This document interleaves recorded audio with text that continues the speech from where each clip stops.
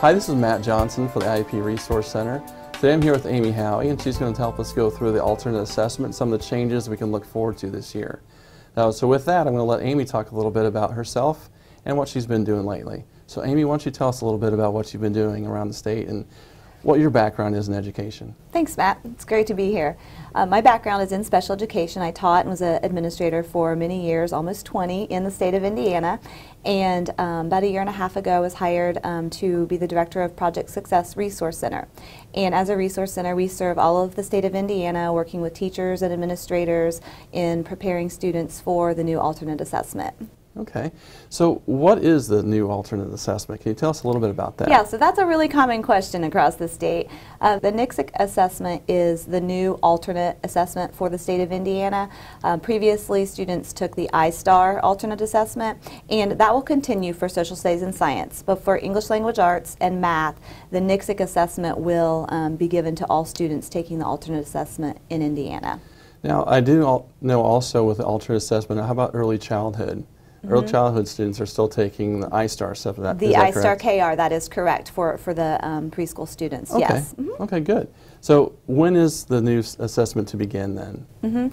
So we have piloted, many teachers across the state piloted in the spring and also a second pilot in the fall. And the assessment will be given this spring as a replacement to the I-STAR for English language arts and math, again, not the social studies and science. Okay. So looking forward then, how can we get our students prepared for this new assessment?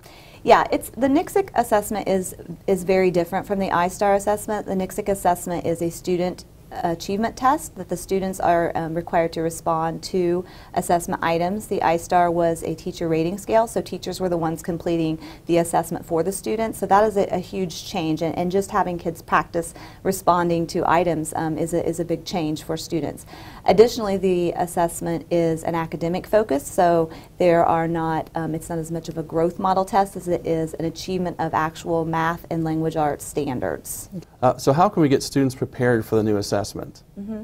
Yeah, we do a lot of training, professional development for teachers and administrators on how to prepare students for the alternate assessment. There are many resources, instructional resources that have been provided by NCSEC to assist teachers in the instruction, because it's a big shift. A lot of functional skills instruction will always occur in classrooms with students with significant cognitive disabilities. But the increase in academic instruction has been a shift for a lot of teachers and for parents and students. So the NCSEC resources that are available both through the NCSEC website and Project Success website provide a lot of instructional materials, ideas, lesson plan ideas, and professional development support to increase that academic instruction. So I know with the new assessment there's been a lot of questions around accommodations. So there's been some changes there. I know you just mentioned about the change from the I-STAR to the new assessment. Can you talk a little bit about the accommodations? Yeah, there have been a lot of questions about accommodations, but primarily because with I-STAR there were no accommodations because it was a teacher-rated scale. So for the NCSEC assessment for this spring, there are 4 identified accommodations that need to be documented somewhere in the IEP. Those can be found very clearly identified on the IDOE guidance document. And so I really encourage teachers to take a look at that and make sure that they have all of their students appropriately identified for accommodations. So can we find that document on your website and Department of Education, or? Yes, both places. Okay. It's on the IDOE alternate assessment webpage and also on the Project Success website.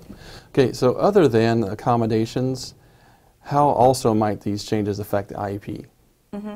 Yeah, goal writing is going to shift for a lot of teachers and students because in the IEP for students that take the alternate assessment, they have a lot of functional skills goals, communication goals, behavioral goals, which are all still going to exist, certainly.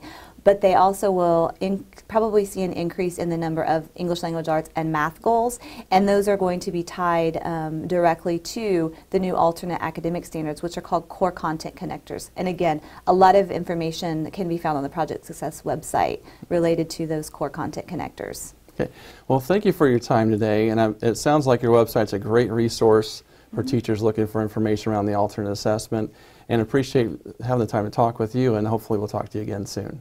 Thanks. It's great being here, and I hope that teachers will feel free to reach out to me as well if they have questions or would like on-site professional development. All right. Well, thank you very much.